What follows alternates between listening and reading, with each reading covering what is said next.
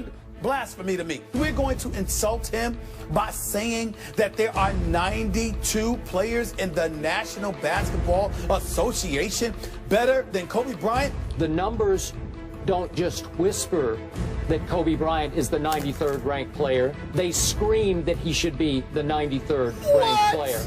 What? If I was in front of you, I would throw some water or something on you right now. You'd slap me right in the face. Idiocy. It's so ridiculous what you just said. Yeah.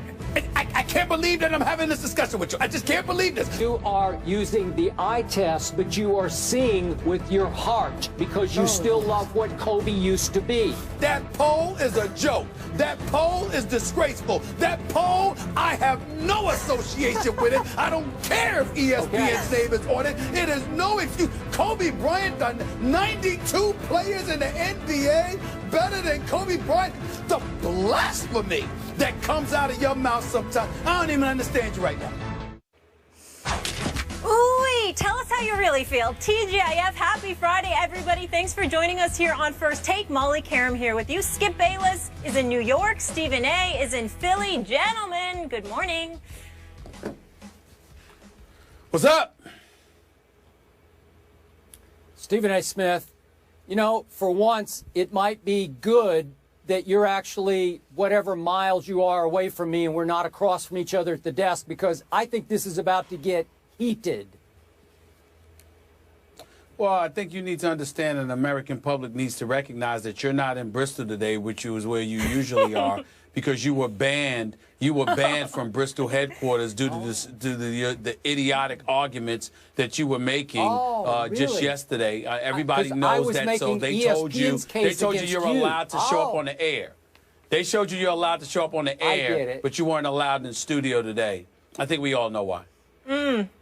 Yeah, the truth is I'm back in my town, New York City, and you're down there, and where is it, like New Jersey or Philadelphia? I don't know where you are. It's my second home. It's Philadelphia. Philadelphia. I'm actually allowed in two places. Enjoy. You're not. But go ahead. The city of brotherly love. I'm not feeling a lot of brotherly love right now. But let me say, you both look very handsome today, looking clean. I'm liking that no-tie look there with the all blue and all black. So we will get into the big NFL games. Manny Pacquiao says he's in talks with Floyd Mayweather. And now we've heard from Matt Barnes, so we'll fill you in on the latest with the Derek Fisher situation. But first, what we were just alluding to, the other LA hoop story that everyone is buzzing about yesterday. Kobe Bryant being ranked number 93. Bryant laughed when asked if he heard comments from fans defending him. He said, yeah, I heard a couple of them. Don't need to defend that ranking. Nobody does, really. When pressed on what he thought of the ranking, Bryant said, please don't ask me about silly stuff like that. Now, after last year's ranking that placed Kobe at number 40 was announced, Bryant voiced his displeasure, saying, I've known for a long time they're a bunch of idiots, referring to the ranking as silly and laughable. So as you guys just heard yesterday, Stephen A. thinks this is ridiculous. Skip was actually okay with the ranking. Skip, what's your reaction to Kobe's response to all of this? Stephen A. Smith, because I do still love you like a brother. I'm going to try to take it easy on you today, maybe even easier than I took it on you yesterday.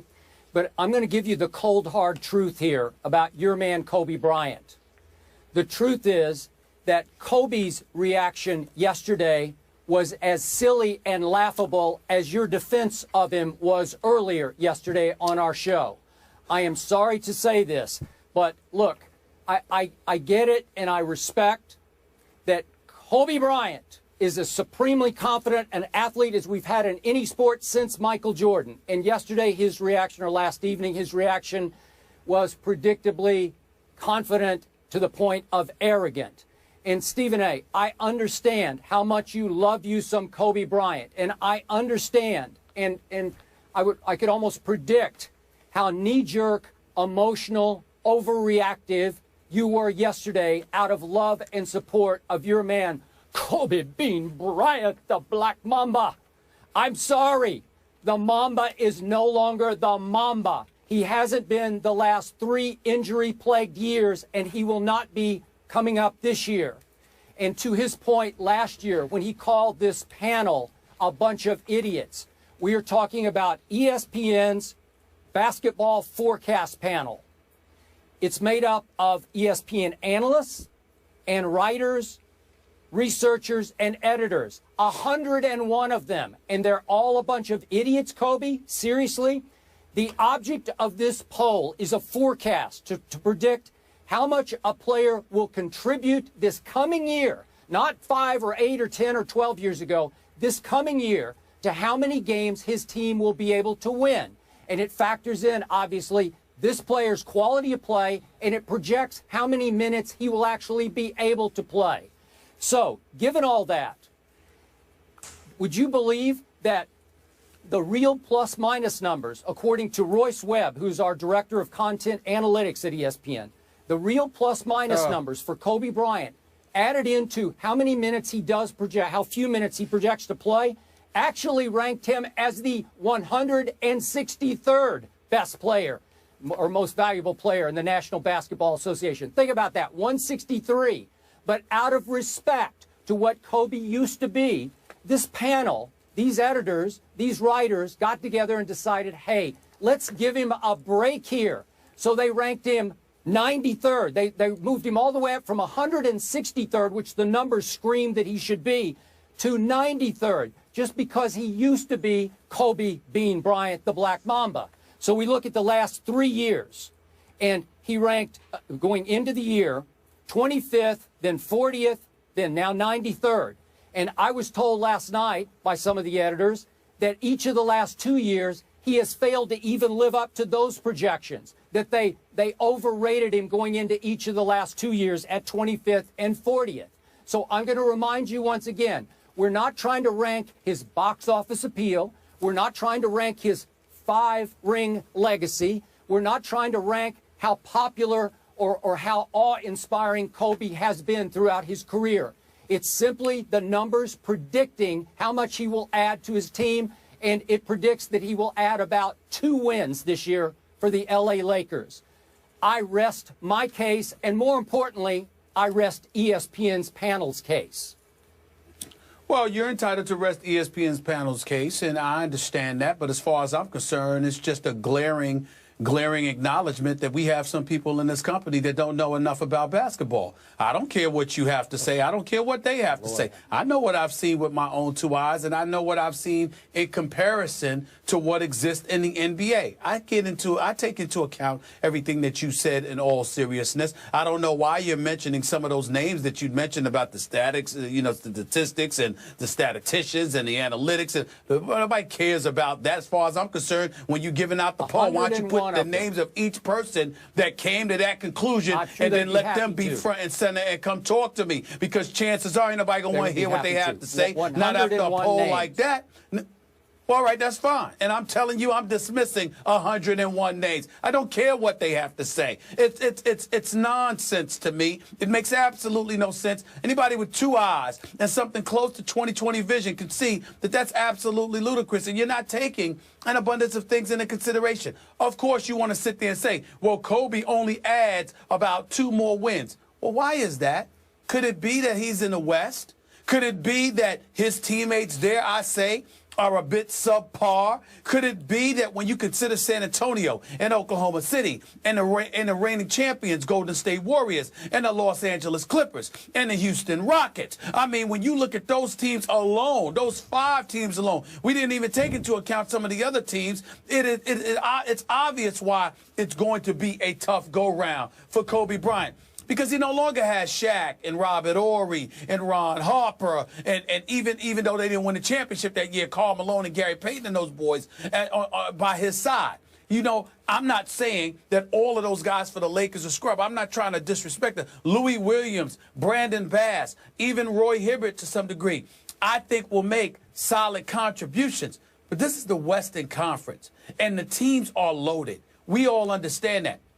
So when you sit there and you say that about Kobe, you know what? It's Kobe, it's Russell Westbrook, it's Kevin Durant on one team. It's Chris Paul, Blake Griffin, and DeAndre Jordan on another team. It's LaMarcus Aldridge joining Tim Duncan, Manu Ginobili, and Tony Parker on another team. The list goes on and on. When you look at the West, it's James Harden on a mission to prove that he's deserving of league MVP honors with Dwight Howard, who's no scrub, and he's got something to prove as well because he's heard the stuff that people have been chirping about him in the offseason. So many different things to point to? The Dallas Mavericks and what they've got to prove because of what has transpired with them in this offseason. Having Wesley Matthews come over there along with others, understanding that he's not fully healthy or he may not be, we don't know yet. All of those things are things to think about. If Kobe Bryant was in the Eastern Conference, what would he do? If Kobe Bryant was to have a better teammate or a better slew of teammates, what would he do? Talk to the coaches who know something about basketball. They not only brag and boast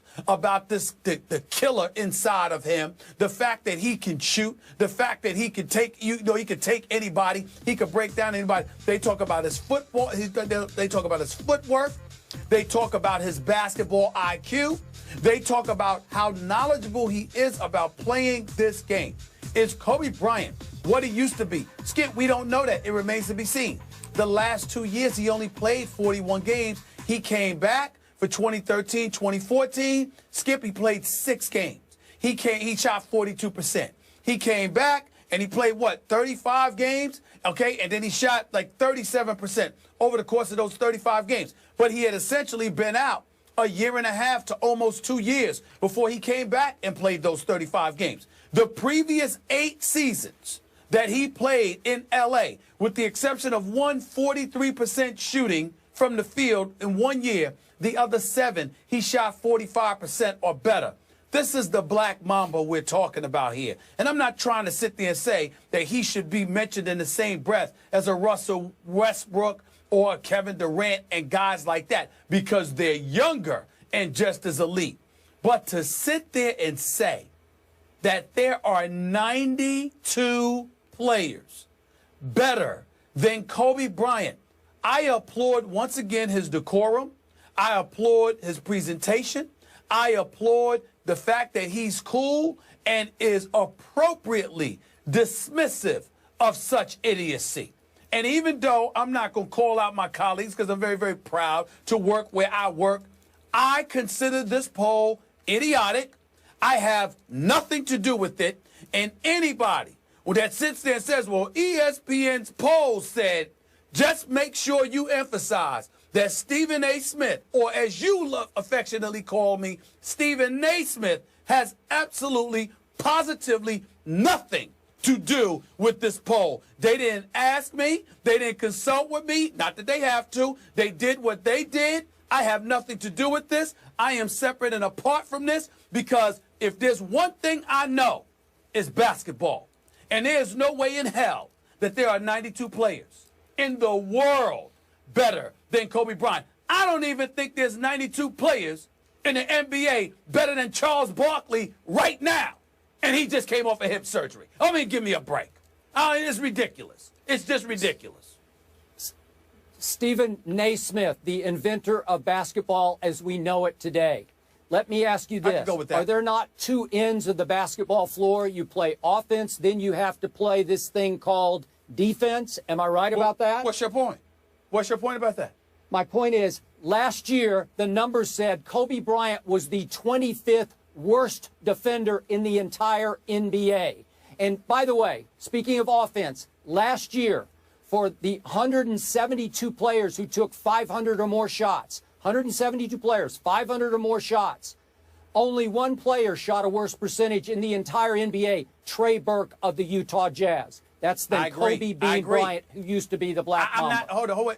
That's not a fair argument, because I concede to you that the last 2 years haven't been ideal. But he only played 6 games 1 year and less than half the games the next, because he was recovering from injury each time. And anybody knows, Skip, particularly when you are an offensive-minded player, that when you're healing from an injury, you're usually going to take the breaks on a defensive end of the floor.